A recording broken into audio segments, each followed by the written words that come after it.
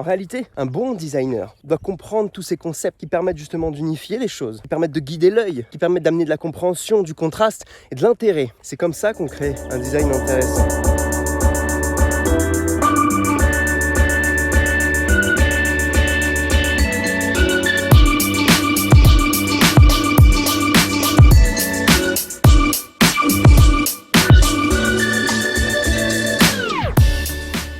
Tu vois, je viens souvent me balader ici pour me ressourcer. On est dans le Minervois, pour tout te dire. C'est pas là où j'habite en fait, c'est à 1h30 d'ici, c'est chez de la famille. Et à chaque fois, je prends un malin plaisir à venir me ressourcer en plein milieu des vignes. Là où il n'y a rien, là où finalement le seul bruit que tu peux entendre, eh bien, c'est le bruit des oiseaux ou le bruit des feuilles qui bougent parce qu'il y a un lézard qui est passé entre deux thym ou entre deux blocs de romarin. Et ça, je trouve c'est super ressourçant, ça fait extrêmement de bien. Et je sais que si tu nous regardes ici, c'est que tu es un designer graphique ou quelqu'un du monde du design. Et pourquoi est-ce que je pourrais te parler, quel intérêt j'aurais à te parler dans cet endroit? Ici, en plus, aujourd'hui, il fait pas spécialement beau. Tu vois, il pleut, ça brûle un peu. Mais il n'empêche que l'endroit est quand même extrêmement agréable.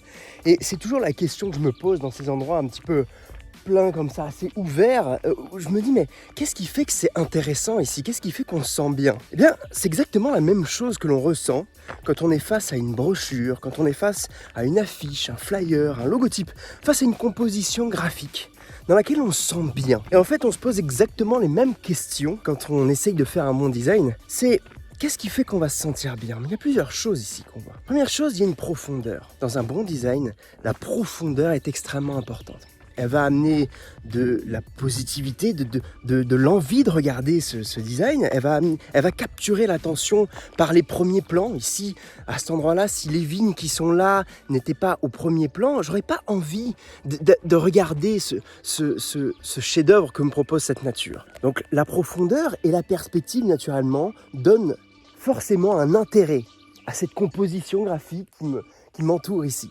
Donc ça, c'est une première chose, la profondeur.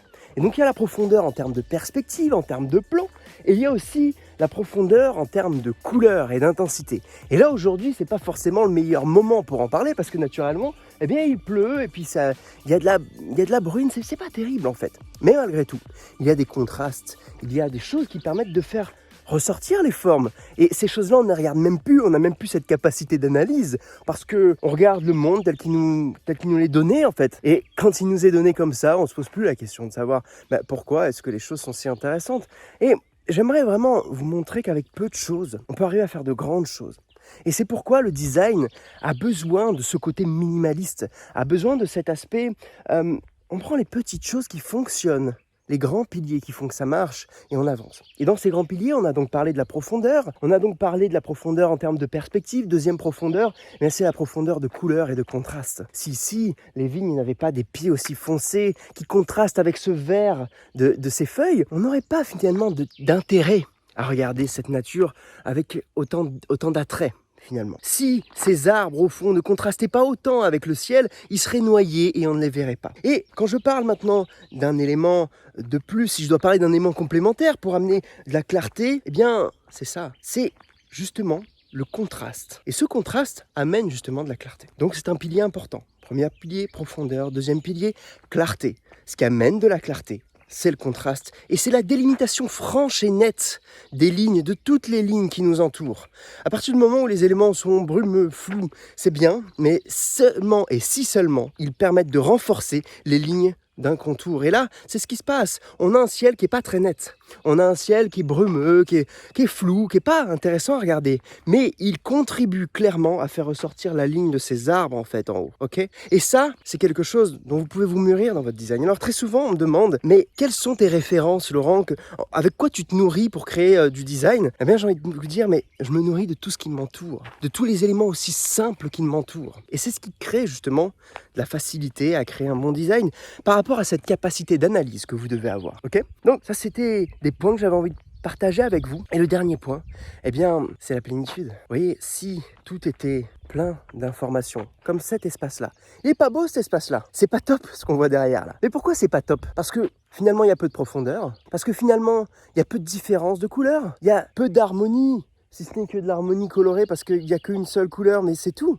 Et ça donne pas envie d'aller plus loin. Alors que si je me mets par ici, par exemple, c'est beaucoup plus intéressant. Si j'avance un petit peu par là et que je me mets vers ces vignes, en fait, qu'est-ce qui se passe? Eh bien, il y a beaucoup d'espace. Donc, dernier point, mettez de l'espace dans vos compositions. C'est l'espace qui donne énormément de clarté, de facilité de lecture, d'intention et de sagesse dans votre design. C'est l'espace qui donne envie de regarder une forme. Pourquoi est-ce que dans un musée, les cadres, les œuvres sont posées sur des murs avec beaucoup d'espace autour? Simplement pour que l'œil n'ait qu'un seul focus, pour que l'œil puisse avoir la plénitude de regarder cette œuvre sans contradiction autour, sans avoir des éléments qui viennent en rupture visuelle. Donc c'est extrêmement important de garder de l'espace. L'espace dans une composition, c'est exactement la même chose que le silence dans une phrase.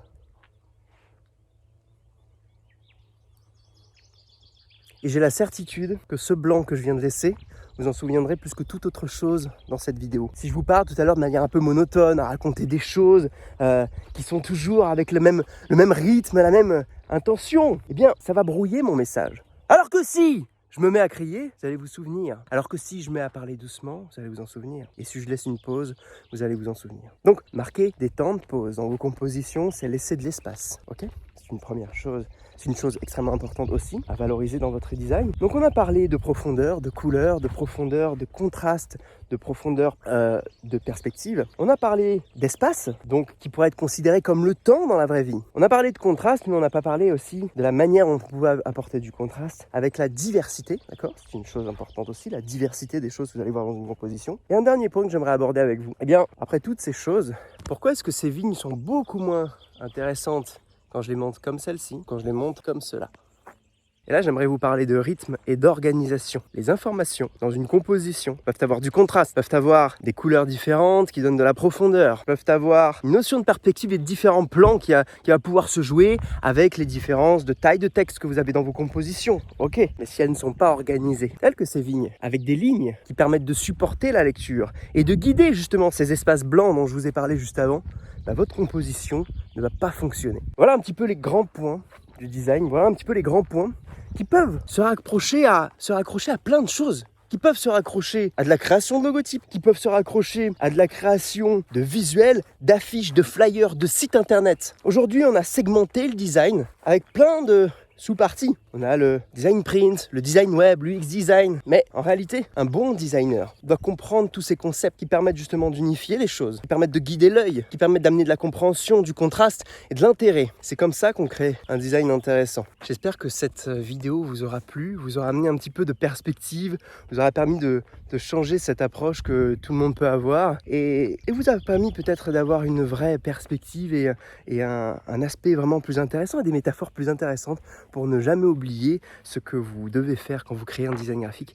Moi, je vous dis à très vite sur Brain.me et bien sûr, naturellement, si vous voulez vous abonner à la chaîne YouTube, vous avez juste à cliquer sur le bouton qui est juste en dessous et puis activer la petite cloche et puis on se retrouve très vite sur Brain.me, pensez design. Ciao. Si tu veux aller plus loin en création de logotypes, si tu veux augmenter la qualité de tes créations, apporter plus de valeur à tes clients, te sentir peut-être plus légitime à vendre des prestations haut de gamme, à avoir un design mature, pur, structuré et intemporel que les clients qui sont prêts à payer le prix fort sont prêts à acheter. Si tu veux aller plus loin dans toutes ces considérations, je te laisse intégrer directement la masterclass offerte, les 7 piliers pour obtenir les réflexes créatifs des designers de logotypes qui facturent 3 000 € et plus. Grâce à cette masterclass offerte, tu vas prendre conscience du marché du design, tu vas prendre conscience de comment est-ce que fonctionnent justement les logotypes qui marchent et les logotypes qui ne marchent pas. Si tu veux obtenir plus de légitimité, plus de savoir-faire, être plus pointu dans ton approche de création de logotypes, eh bien cette masterclass est faite pour toi. Je te laisse t'inscrire directement sur le lien qui est autour de cette vidéo et on se retrouve de l'autre côté.